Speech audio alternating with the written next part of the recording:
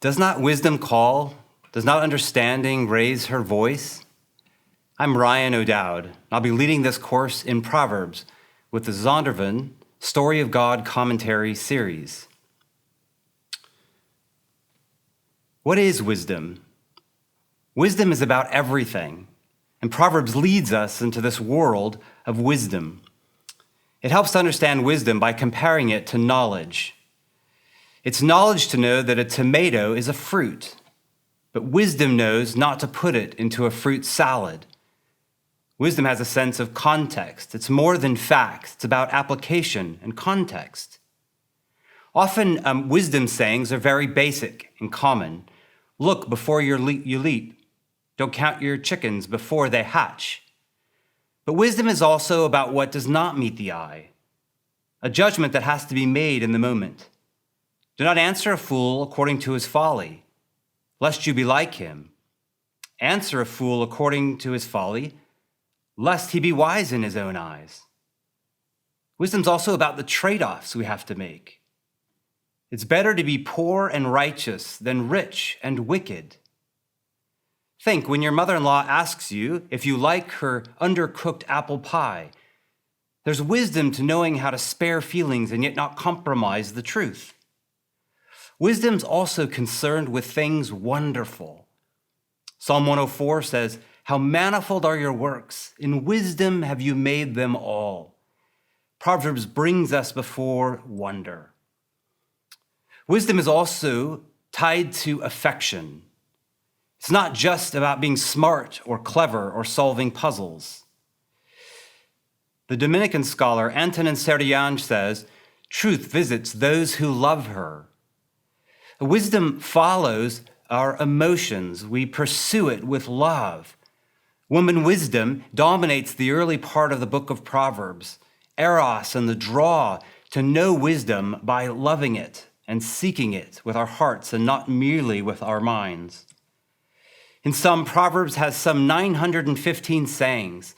Some will be very simple, and some will be very complex. Some will even be shocking.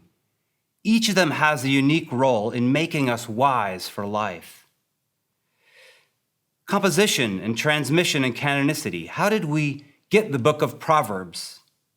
We begin with authorship and date.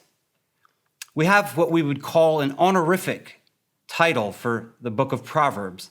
It begins with, "These are the Proverbs of Solomon," and so we recognize the Proverbs as Solomon's.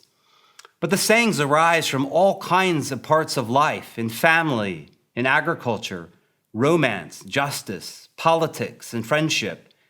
It's likely that these sayings emerged all over the ancient world, and people like Solomon and Hezekiah and his courts gathered these sayings in their schools and put them into a book for us. Most scholars agree that these sayings arose in daily life and then were gathered by these schools and given to us. The title to the book, Proverbs, it comes from the Hebrew word mishlei, which is the plural for the word mashal. Mashal basically means a saying. In fact, in the Bible, the word mashal occurs far more times outside of Proverbs than it does within Proverbs. It means a saying about something of significance, maybe by a prophet, maybe by a sage. And so it's much debated about what the actual meaning of a proverb is and how you define mashal. But here we can see that it comes to us in 1 or 2 or 4-line sayings that give us some unique insight or perspective on life. Proverbs 14 says, "Where there are no oxen, the manger is empty, but from the strength of an ox comes abundant harvests."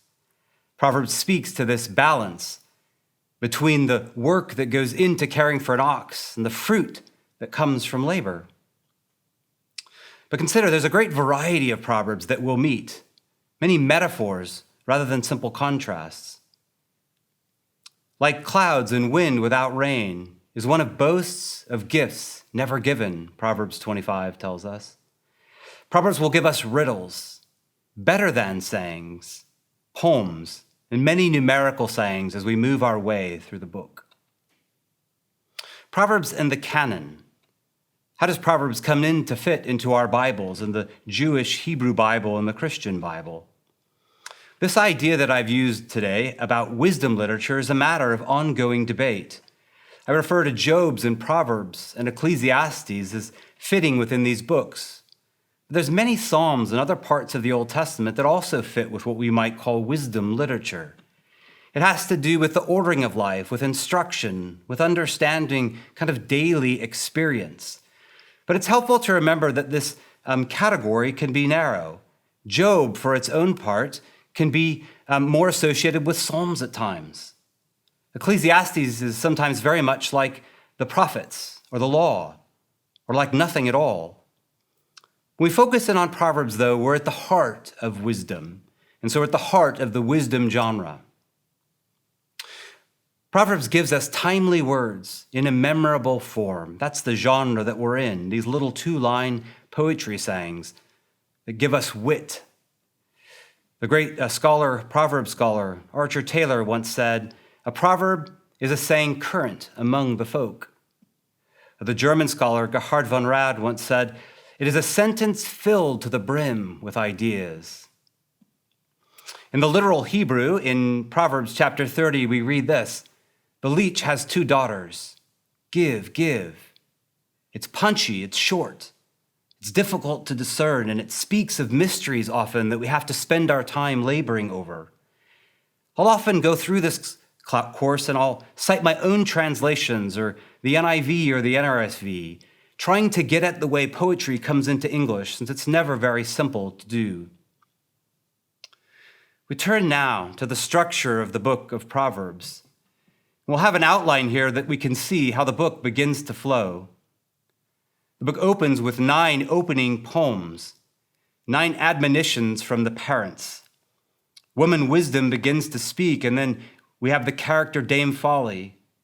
And the father begins and the mother to give us instruction, to lead us on the path of wisdom. And these voices join together in these early poems to lure us into the path of wisdom. In chapters 10 to 22, we have the first collection of Solomon, sayings that begin very simple and then begin to become much more complex. Chapters 22 to 24 are the sayings of the wise for a son. And chapters 25 to 29 are the sayings of Solomon that were gathered by Hezekiah. In the 5th section, we have 3 final poems, one by the unknown Agur, son of Yakah, one by Lemuel's mother, and one by the woman of valiance. This brings us to the theology of wisdom, how we relate wisdom to our relationship to God. He who finds me, Proverbs says, finds life and favor. Wisdom is better than gold or silver. Wisdom's a treasure in life. It's pictured and imagined as a gift from God. First, we might imagine the theology now then through the perspective of tradition. This famous passage that Jews memorized when their childhood from the ancient days, Deuteronomy 6, says, "Hear, O Israel, the Lord is one, and you shall love the Lord your God with all your heart and all your soul and all your mind and all your strength. And you shall teach these commandments to your children, and you shall talk of them when you sit in your house, when you walk by the way, when you lie down and you rise up." Proverbs picks up on this instruction. It borrows from Deuteronomy often, engaging the parents, engaging elders in teaching children from their youngest days to know the path of wisdom. To be wise is to embrace tradition. Second, theologically, we say that wisdom begins with the fear of the Lord. That refrain is up to 14 times in the book of Proverbs. The beginning of knowledge is the fear of the Lord, or the fear of the Lord is the beginning of wisdom, a saying repeated also in Psalms, Ecclesiastes, and Job. There's something about religion and right knowledge that go together. To know God is to know the world, and to know the world is to know God. These will spiral together in our study. It's not in our modern world where science and religion are often opposed. To fear the Lord is the window, the doorway into learning. Third, wisdom theologically is about the ordering of the world. It's about things like justice or beauty or truth. God has placed things in the world for us to observe and understand. Wisdom helps us find what people have called the grooves or the contours of life. It gives us insight into our individual or particular directions in life. Who am I? What have I been called to do? And then woman wisdom is the one who saw creation made. She's the expert who will lead us in to see the contours and the fabric of the world and creation. Fourth, wisdom is about virtue. It's about the habits we have to form and shape in our life if we're going to be wise people. Knowing the good, knowing the just, means loving the good and loving the just, orienting our hearts to those things that are good and doing them in time until they become ingrained in us. Woman wisdom that we meet in Proverbs, she leads us into this scene where we combine desire and truth and the flourishing of life, the ordering of life in God's creation. As we conclude this introduction, we set out on this journey. The great St. Augustine, the bishop of Hippo in the 4th and 5th century in Egypt, in northern Egypt, said that God could have just given us a list of rules to live by, things we had to go and do from day to day.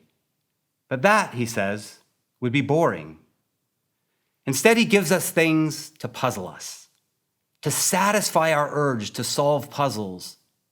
God has given us some plan, he says. Things in Scripture that give us our start. And then he leads us in the path of learning and discovery.